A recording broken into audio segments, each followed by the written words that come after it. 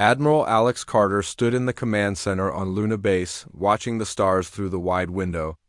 Earth hung in space nearby, blue and white and beautiful. Somewhere far beyond those stars, Captain Morrison and his crew were making first contact with an alien empire.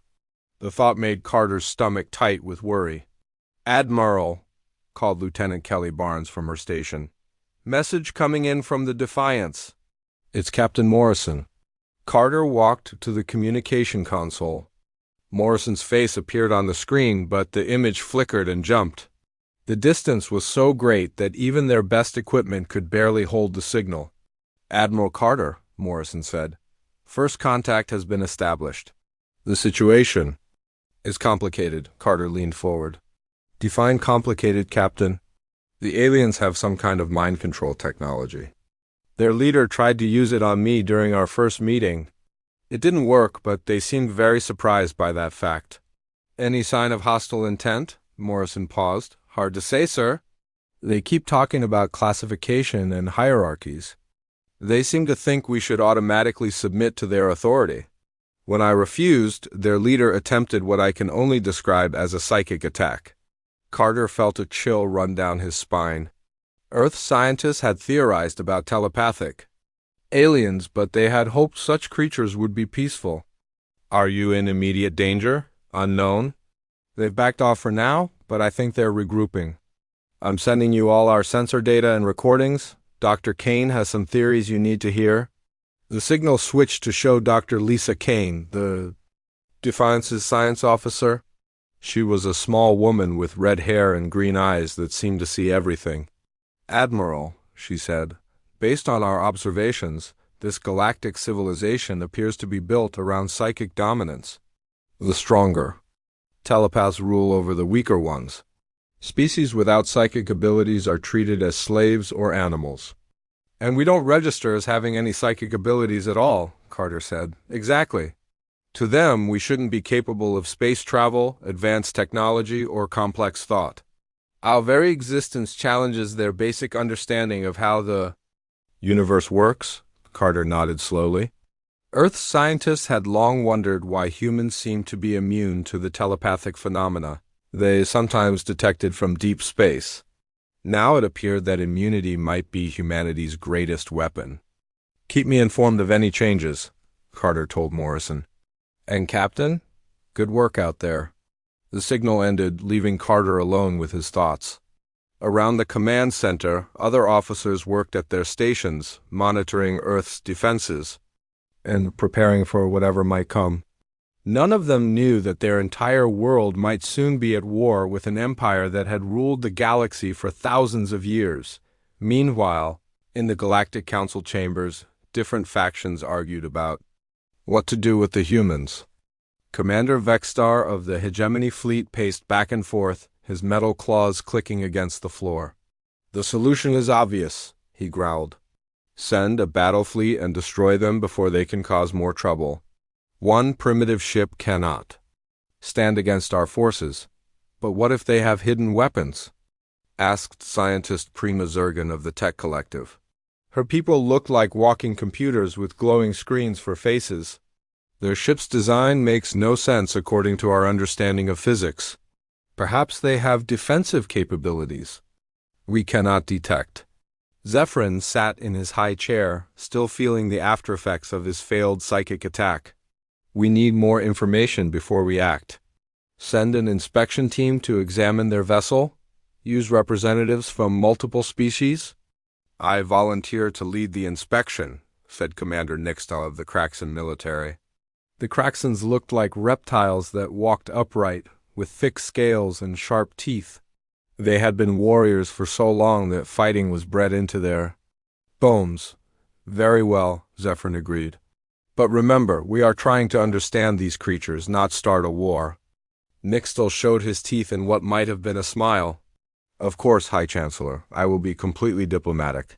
Back on the Defiance, Morrison received word that the aliens wanted to send an inspection team aboard.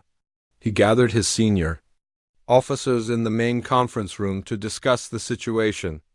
"It could be a trap," said Chief Security Officer Rick Davis. He was a big man with scars on his hands from years of military service. We let them on our ship, they'd take us prisoner or plant some kind of device. Or it could be a genuine attempt at communication, Dr. Kane countered. We won't learn anything about them if we don't take some risks. Morrison looked around the table at his crew. These were good people, volunteers who had left Earth knowing they might never return. They deserved to know what they were facing. Dr. Elena Vasquez, he said to his chief engineer. What's your assessment of our defensive capabilities? Vasquez was a short woman with black hair and oil stains on her uniform. She spent most of her time in the engine room, making impossible things work through pure stubbornness and creativity. Our shields are holding steady, she said. The kinetic barriers work differently from anything they've probably seen before. And if things go bad, I've got a few surprises ready. What kind of surprises? Davis asked. Vasquez grinned. The kind that make loud noises and bright lights. These aliens seem to rely on energy weapons and psychic attacks. I don't think they're prepared for good old-fashioned explosives. Morrison made his decision. We'll allow the inspection, but with conditions, no more than 5 beings at a time. They stay in designated areas. And if anyone tries that mind control trick again, the visit ends immediately. The inspection team arrived in a shuttle that looked like a work of art. Smooth curves and glowing lines covered its surface. It made no sound as it approached the Defiance's docking bay. The airlock opened and 5 aliens stepped through. Commander Nixtel led the group, his yellow eyes scanning everything. Behind him came Scientist Zurgen, her screen face displaying streams of data.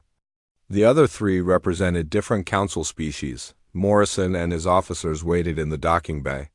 When the aliens saw them up close for the first time, several stepped backward in surprise. Humans looked so ordinary compared to the exotic beings that filled the galaxy. I am Commander Nixtel, the reptilian leader said through a translation device. We are here to inspect your vessel and determine your species classification level. Welcome aboard, Morrison replied. I'm Captain Morrison. Before we begin, I should mention that we don't recognize any classification system. We're here as equals seeking peaceful contact. Nixtel's scales changed color, becoming darker. Equality is earned through strength and ability. You will submit to testing to determine your proper place in the galactic order. I'm afraid that's not going to happen, Morrison said calmly. The tension in the docking bay grew thick. The aliens had clearly expected the humans to bow down immediately. When that didn't happen, they seemed unsure of what to do next. Perhaps we could start with a tour of the ship? Dr. Kane suggested. You can see our technology and we can learn about yours. Scientist Zurgen's screen face lit up with interest. Yes, we must understand how you achieved faster than light. Travel without proper drive systems. Dr. Vasquez stepped forward. I can show you the engine room. But I have to warn you, our technology might seem a bit crude compared to yours. The group moved through the ship's corridors. The aliens kept stopping to examine things that seemed perfectly normal to the humans. They were fascinated by the electric lights, the computer displays, and especially the artificial gravity system. This is impossible, Zurgen muttered, her screen flickering with calculations. Gravity manipulation requires quantum field generators and psychic focus crystals. But you're using spinning sections and magnetic fields. It works, though, Vasquez said with a shrug. Sometimes the simple solution is the best solution. In the engine room, the aliens stared at the massive fusion reactors and the strange device that Dr. Vasquez called the reality punch drive. It looked like a collection of metal rings surrounded by spinning magnets and glowing coils. Explain the function of this device, Nixtel demanded. We'd punch a hole in space-time and step through it, Vasquez explained. Basic wormhole physics. Basic? Zurgen's screen went completely white for a moment. Wormhole creation requires the combined psychic power of 1,000 minds and energy outputs equivalent to a small star. Not the way we do it, Vasquez said. She activated a small demonstration unit that created a tiny wormhole in a containment field. The hole lasted for 3 seconds before closing. See? Easy, the aliens fell silent. What they were seeing violated Everything they thought they knew about the universe. These primitive beings with their crude metal ship were casually demonstrating technology that the greatest minds in the galaxy couldn't fully understand. Commander, Nixtal decided to reassert dominance the only way he knew how. I challenge your captain to single combat, he announced. If he wins, we will acknowledge your species has some small merit. If I win, you will submit to classification. Morrison sighed. He had hoped to avoid violence, but it seemed the aliens only understood strength. Very well. What are the rules? Hand to hand. Combat only. No weapons, no tools. Fight until one yields or cannot continue. They cleared a space in the cargo bay. Nixtal removed his equipment. The great chamber floated in space above Nexus Prime, its crystal walls catching the light from 3 suns. Inside, hundreds of beings from across the galaxy sat in perfect rows. Some looked like giant insects with 4 arms. Others were made of pure energy that glowed blue and white. A few resembled walking trees with silver bark. They all watched as Ambassador Kethver stood at the center of the room. Kethver was tall and thin, with purple skin and 6 eyes that moved on long stalks. His voice carried to every corner of the chamber without any machine to help it. The weekly report shows all sectors remain calm, he said. The mining worlds produce their required amounts. The farming planets send food on schedule. No species has stepped beyond their given limits. The beings in the chamber nodded. This was how things had been for 3,000 years. Every species knew its place. The smart ones with long lives ruled. The simple ones with short lives worked. The Galactic Council made sure no one forgot these rules. At the highest seats sat the ethereals. They looked like tall humans made of silver light. Their leader, High Chancellor Zephyrin, had lived for 5,000 years. His mind could reach across star systems and control the thoughts of lesser beings. When he spoke, entire worlds listened. Very good, Zephyrin said without moving his mouth. His words appeared directly in every mind. Order brings peace. Peace brings a sharp sound cut through the chamber. Red lights flashed on the main screen. The duty officer, a bug-like being with compound eyes, pressed buttons with his many hands. High Chancellor, he said in a high voice. Long-range sensors show an unknown ship approaching. Zephyrin as silver form grew brighter. Unknown? All ships in this sector are registered and tracked. Yes, High Chancellor. But this vessel shows no identification. Its design matches no known pattern in our files. The main screen lit up with an image. The ship looked wrong in every way. Where proper vessels were smooth and elegant, this one was blocky and rough. Metal plates covered its hull like armor.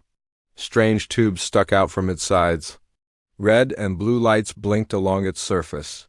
It moves without proper drive systems, the duty officer continued. No hyperspace signature. No quantum tunneling. Yet it travels faster than light somehow. Murmurs filled the chamber. This should not be possible.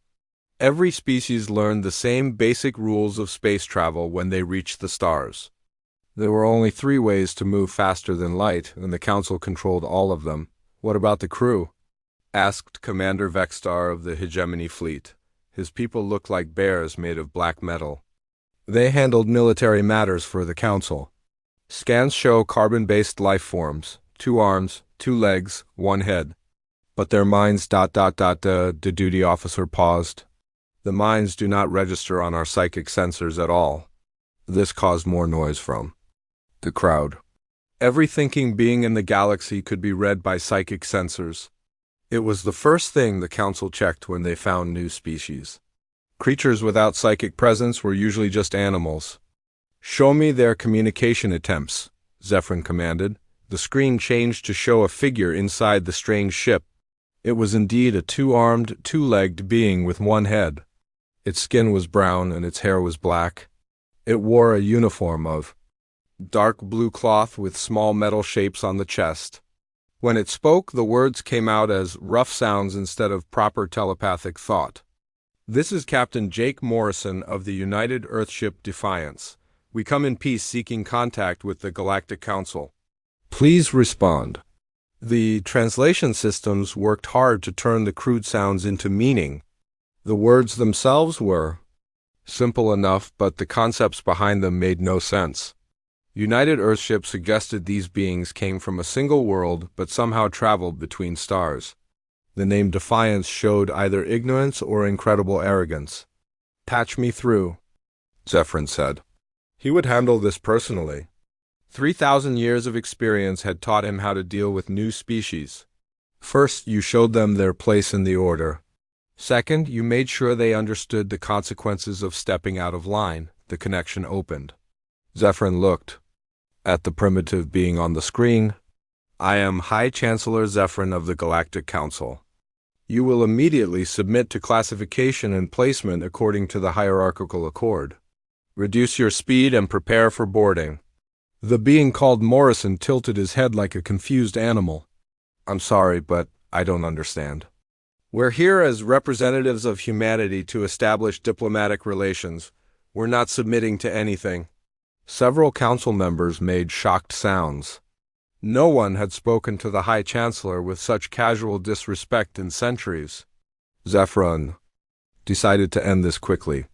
He reached out with his mind, pressing against Morrison's thoughts with enough force to paralyze a dozen normal beings. Morrison blinked once. Then he smiled. "Is something wrong?" Morrison asked. "You got very quiet there." Zephyrin pressed harder. His psychic power could crush mountains and reshape matter itself. Every being in the galaxy fell to their knees when he focused his will on them. But Morrison just stood there looking concerned. "Are you having some kind of medical emergency?" Morrison continued. "You should know that we're prepared to offer medical assistance if needed." Pain shot through Zephyrin's mind. Somehow, impossibly, his own psychic force was being reflected back at him. He had never felt anything like it. The power he sent out? Return changed, twisted, harmful to the one who created it. He staggered backward and the connection broke. The chamber erupted in noise. Council members stood and shouted questions. Some called for their guards. Others demanded immediate attack on the alien vessel. Through it all, Zephyrin clutched his head and tried to understand what had just happened. "High Chancellor," Kethver said, rushing to his side. "What did they do to you?" "Nothing," Zephyrin whispered. "They did nothing at all. That's the problem." On the main screen, the ship called Defiance continued its steady approach. Its crude metal hull and primitive design now seemed less like ignorance and more like a warning. These beings built ships that looked weak but moved impossibly fast. They had minds that could not be read or controlled. They spoke of peace while naming their vessel after rebellion.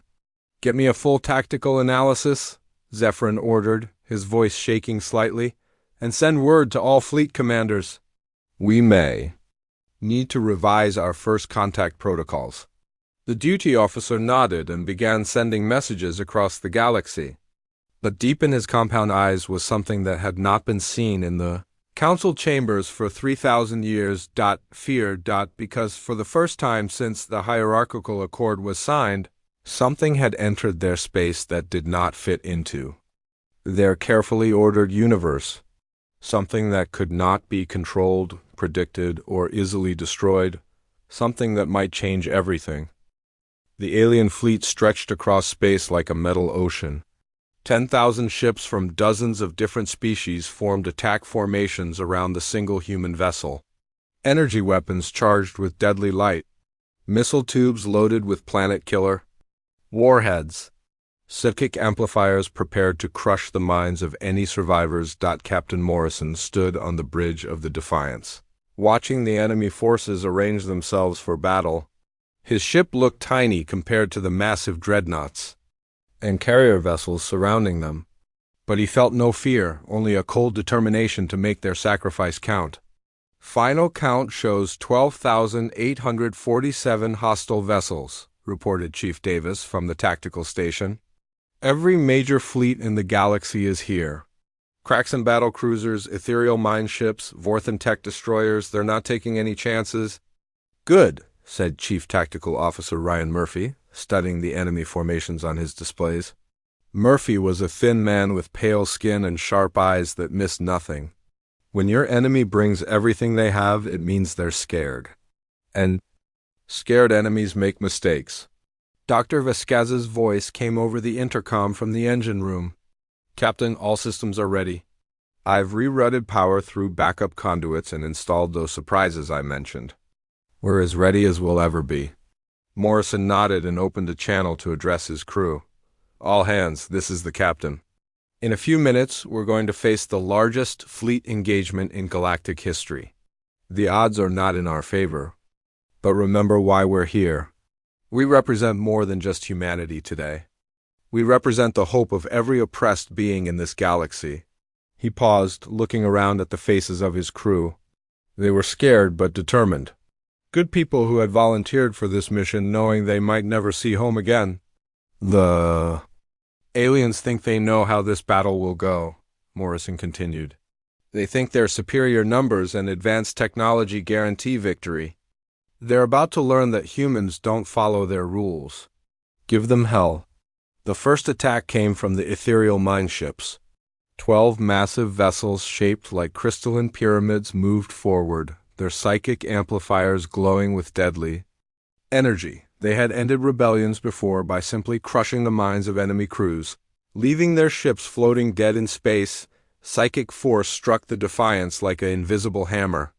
The attack was designed to paralyze the human crew, to fill their minds with terror and despair until they surrendered or went insane. Instead, the psychic energy hit the naturally immune human minds and bounced back, amplified and twisted into something painful for telepathic beings across the alien fleet. Psychic species screamed in agony as their own weapon turned against them. Several ethereal ships lost power as their crews collapsed. The carefully coordinated fleet formation wavered as thousands of telepathic officers clutched their heads in pain. "Now," Murphy shouted, "all weapons fire." The Defiance erupted with weapons fire, but not the energy beams the aliens expected. Instead, streams of solid metal projectiles shot out at incredible speeds. Kinetic penetrators designed to punch through energy shields that were never meant to stop physical objects. The first volley caught the aliens completely off guard. Energy shields that could deflect planet-killing lasers were useless against chunks of depleted uranium moving at 10% of light speed. 3 Kraxon cruisers exploded in brilliant fireballs as the projectiles tore through their hulls. "Impossible!" came a transmission from the alien fleet commander. "Their weapons should not be able to penetrate our defenses." But the humans were just getting started. Dr. Vasquez activated her special modifications and the Defiance began to change. Armor panels shifted and reconfigured. New weapon ports opened along the hull. The ship's entire structure adapted in real time to the battle conditions. "What are they doing?" demanded High Chancellor Zephyrin from his command ship. The massive ethereal dreadnought Eternal Dominion hung at the center of the alien formation, its crystal hull glowing with the power of 1 billion enslaved minds. "Unknown, High Chancellor," replied his tactical officer. "Their ship appears to be restructuring itself during combat. This should not be possible with any known technology." The second wave of alien attacks came from energy weapons. Hundreds of ships fired concentrated beams of destruction that could melt asteroids and boil oceans. The combined firepower was enough to destroy a small moon, but the Defiance didn't try to absorb the attack. Instead, its newly configured shields deflected the energy in precisely calculated angles. Laser beams meant to destroy the human ship instead struck other alien vessels. The enemy fleet found itself firing on its own forces, while the humans danced between the deadly streams of light. "Adaptive shielding," breathed Scientist Zergan from her observation post. "They're using our own weapons against us by redirecting the energy. But the calculations required should take hours with our best computers." She was right about the calculations being complex, but she was wrong about how long they took. The human crew wasn't using traditional computers. They were using something the aliens had never encountered before. Human intuition backed by artificial intelligence. Lieutenant Foster had linked her communication systems directly to the ships sensors. She could feel the flow of battle like music, predicting where the next attacks would come from. Murphy processed her insights through tactical computers that had been taught to think like humans rather than follow rigid programming. The result was a ship that seemed to anticipate every enemy move before it happened. Third wave missile attack. Murphy called out, "Incoming from all vectors." Thousands of guided missiles streaked toward the Defiance. Each one carried enough explosive power to level a city. They came from every direction at once, making evasion impossible. Or so the aliens thought. Dr. Vasquez had spent months studying alien technology, looking for weaknesses. She had noticed that their missiles relied on psychic guidance systems to track targets. The weapons literally raid the minds of their intended victims to follow them, against human minds. This created an interesting problem.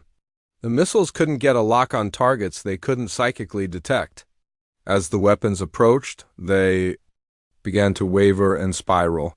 Their guidance systems confused by the absence of detectable thought patterns, the Defiance flew through the missile swarm like a ghost, untouchable because the weapons couldn't see it.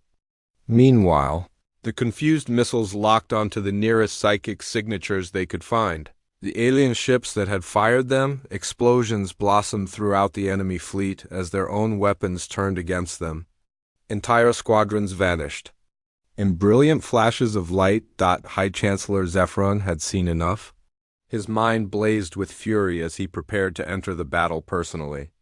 The Eternal Dominion was more than just a ship. It was a weapon built from the psychic energy of 1 billion enslaved minds, a planet-sized vessel that could reshape reality itself. "All ships withdraw to minimum safe distance," he commanded. "I will handle this personally." The massive dreadnought moved forward, its crystal hull pulsing with unimaginable power. Space itself began to warp around the vessel as Zephyrin drew on the collective mental energy of his enslaved populations. "Captain," Dr. Kane said, her voice tight with fear, "I'm reading massive psychic energy buildup. Whatever they're planning, it's big enough to destroy this entire system." Morrison knew they were out of conventional options. The enemy had too many ships, too much firepower. Even with their tactical advantages, the Defiance couldn't fight the entire galaxy forever, but maybe they didn't have to fight alone. "Amy," he said to Foster, "open a channel to every human on this ship.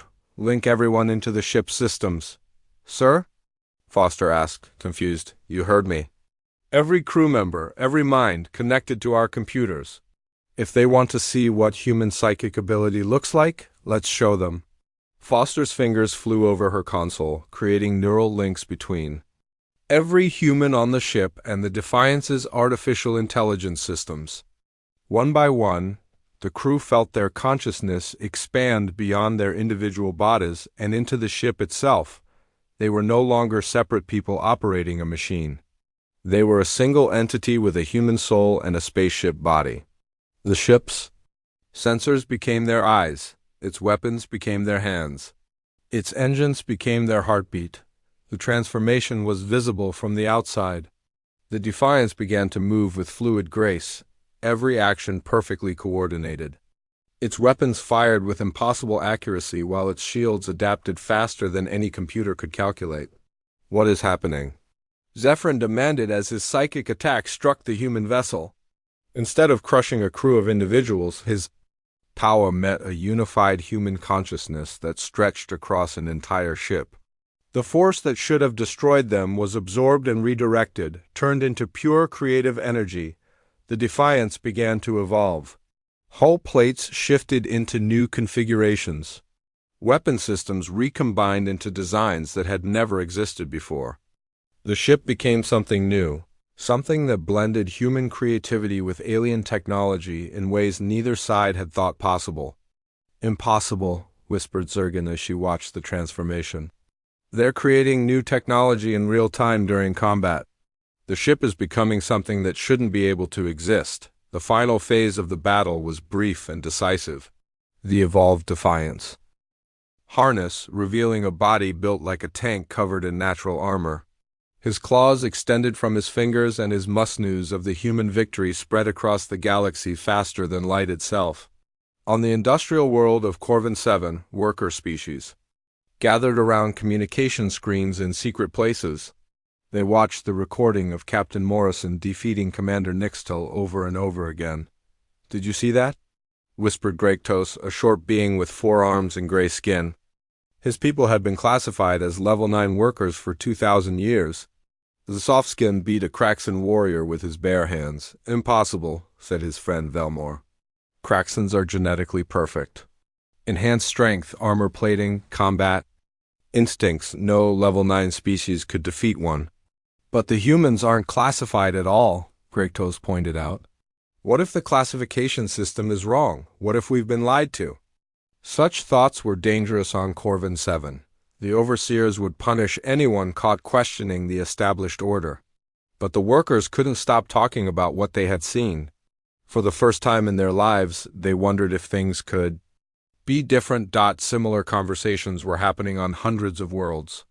Species that had been told they were inferior for generations began to ask uncomfortable questions.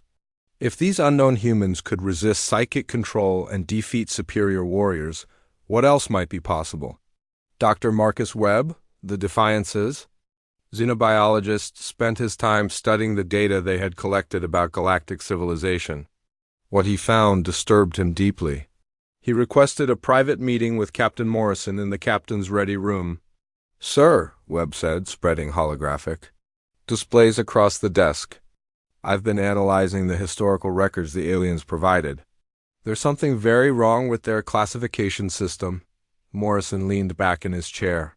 Webb was a careful scientist who never jumped to conclusions.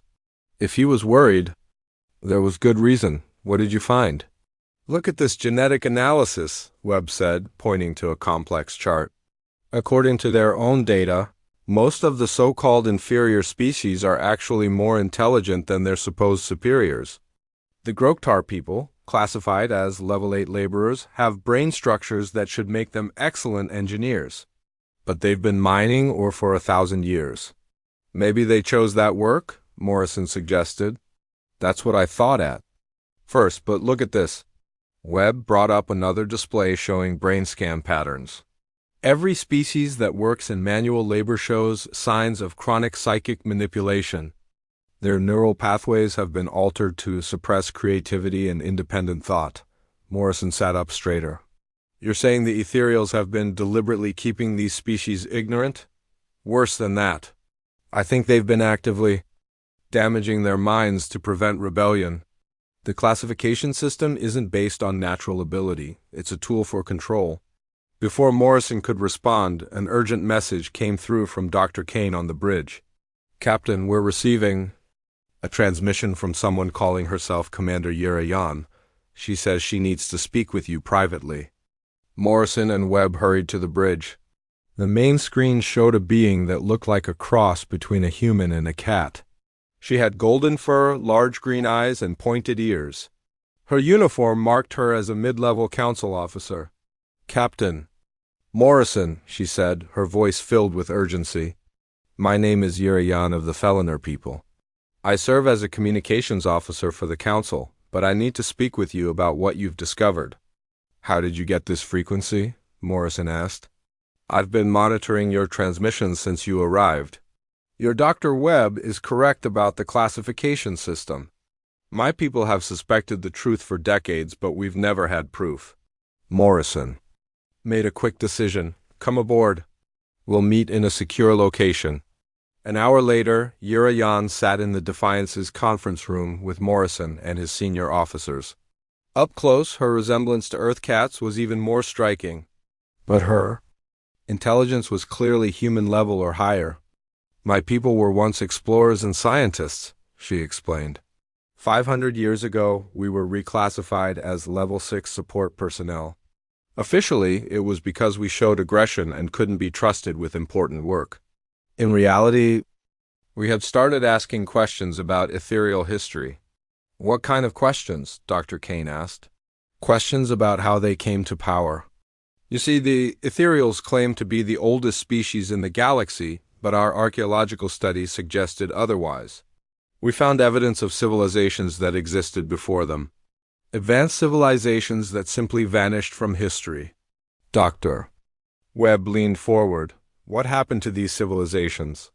We think the ethereals destroyed them, not with weapons, but with their psychic abilities. They would infiltrate a society, slowly take control of key individuals, and then reshape the entire culture to serve their needs. Those who resisted were eliminated or had their minds broken. The room fell silent as the implications sank in. Morrison was the first to speak. How many species know the truth? More than you might think. But we've never been able to organize. Ethereal telepaths monitor all communication networks. They can detect rebellious thoughts and eliminate troublemakers before they become dangerous. But they can't read human minds, Morrison said. Exactly. You're the first species in galactic history that they can't control or monitor. That's why High Chancellor Zephyrin is so frightened. You represent everything he's spent millennia trying to prevent. Communications Officer Amy Foster had been listening quietly from her station. Now she spoke up. Commander Jan, what if we could create a communication network they couldn't monitor? Something based on human technology instead of psychic systems? Yura's ears perked up with interest. Is such a thing possible? Our communication systems use electromagnetic radiation and quantum encryption, Foster explained. No psychic component at all. If we could adapt it for other species to use ... We could organize a galaxy-wide resistance, Yura finished. Captain, would your people be willing to help? Morrison looked around the table at his officers. They had come to establish peaceful contact, but they couldn't ignore the suffering they had discovered. What exactly are you proposing? Freedom, Yura said simply. For the first time in 3,000 years, we have a chance to break the chains that bind hundreds of species. But we need human technology and human immunity to psychic control to make it work. Before Morrison could answer, alerts began sounding throughout the ship. Chief Davis rushed to his security station and pulled up tactical displays. Captain, long-range sensors are detecting massive fleet movements. Ships from dozens of systems are heading this way. How many ships? Morrison asked. Davis checked his readings twice before answering. Over 10,000, sir. It looks like every major fleet in the galaxy is converging on our position. Yura's ears flattened against her head. They're going to try to destroy you. Before word spreads any further. Captain, you need to leave this system immediately. And go where? Morrison asked. They'll follow us wherever we go. Then we make our stand here, Dr. Vasquez said from the engineering station. I've been working on some upgrades to our systems. If we're going to fight the entire galaxy, we might as well do it properly. Morrison stood and walked to the main view screen. In the distance, he could see the first alien ships beginning to arrive. Sleek vessels of exotic design, each one probably capable of destroying a dozen Earthships. Soon there would be thousands of them. Amy, he said to Foster, send a message to Earth. Tell them what we've learned and what we're facing. If we don't make it back, someone needs to know the truth. Yes, sir, Foster said, her fingers flying over her console. Morrison turned back to Yura. Commander, I need you to send a message to every resistance cell. Every oppressed species, every being in the galaxy who dreams of freedom. Tell them that today, the old order ends. What should I tell them to do? Yura asked. Morrison smiled grimly. Tell them to be ready. Because in a few hours, this galaxy is going to learn that humans don't back down from a fight. And maybe, just maybe, that will be enough to inspire others to stand up as well. Across the galaxy, beings huddled around communication devices as Yura's message spread through underground networks. On mining worlds and factory planets, in slave camps and research facilities, millions of oppressed creatures heard the same words. The humans are making their stand. Freedom is possible. Be ready. For some, it was the first hope they had felt in centuries.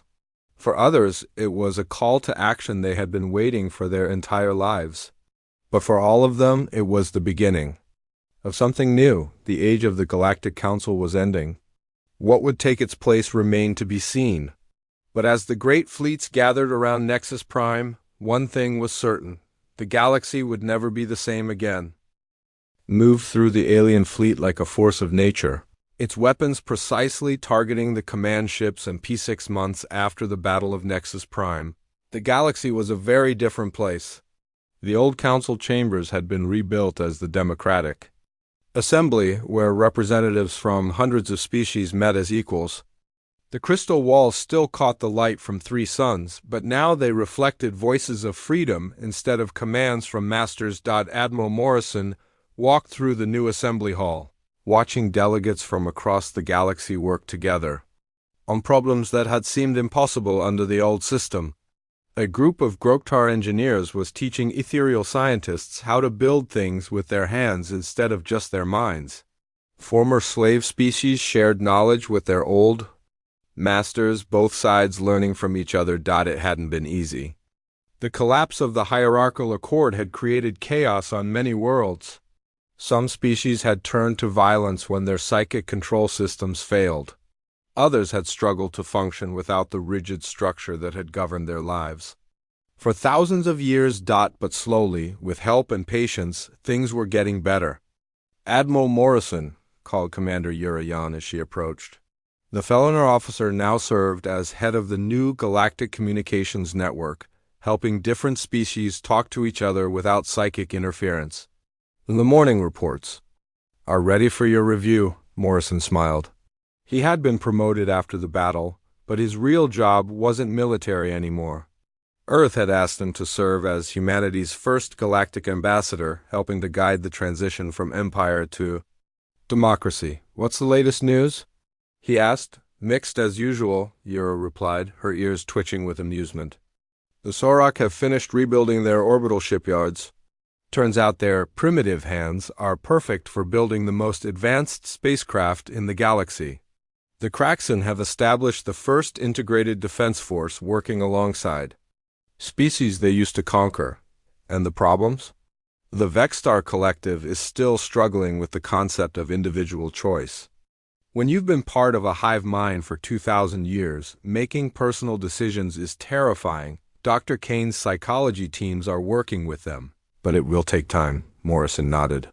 Change was never simple, especially change on such a massive scale. But every day brought new progress, new cooperation between species that had been enemies for centuries. They walked past a group of young beings from different worlds playing together in a common area. Human children mixed with Feliner cubs, ethereal younglings, and Groktar hatchlings. They laughed and ran and argued like children everywhere, not caring about the ancient prejudices that had divided their parents. "How is Dr. Kane's work going?" Morrison asked. "Better than expected. The new Galactic Science Collective has made more breakthroughs in 6 months than the old system managed in decades. When you combine human creativity with alien knowledge, amazing things happen." It was true. Dr. Kane had helped establish research centers where different species could work together freely. The results had been spectacular. Diseases that had plagued entire worlds for centuries were being cured. New technologies emerged from the combination of different approaches to the same problems. Human engineers worked with Vorthan computers and ethereal energy manipulation to create things none of them could have built alone. The universe seemed to be exploding with new possibilities now that artificial barriers had been removed. "And Pete Collins?" Morrison asked with a grin. Yura's ears perked up with amusement. "He's become something of a legend. Yesterday he solved a problem with quantum field manipulation that had stumped our best physicists for 50 years. When they asked how he did it, he said it was just basic engineering." Pete Collins had indeed become famous throughout the galaxy. The humble human engineer had a gift for seeing simple solutions to complex problems. His approach to science baffled alien researchers who had been trained to think in elaborate, theoretical terms. "Sometimes the best answer is the obvious one," Collins had told a gathering of scientists from 12 different worlds. "If something seems too complicated, you're probably overthinking it."